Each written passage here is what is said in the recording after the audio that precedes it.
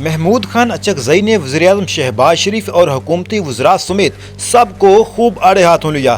جس طرح قومی اسمبلی میں محمود خان اچکزئی نے یہ تقریر کی ہے، کوئی بھی اپوزیشن لیڈر آج تک نہیں کر سکا۔ تقریر سنیں اور لائک ضرور کر دیں۔ آگ لگ جائے اس پارلیمنٹ کو، باڑ میں جائے یہ پارلیمنٹ، باڑ میں جائے اس کا اسپیکر، باڑ میں جائے اس کے سارے ممبر۔ جس اسپیکر میں یہ ایمانداری نہ ہو کہ اس ادارے کا نام لے، وہ اس پارلیمنٹ کا اسپیکر نہیں بن سکتا۔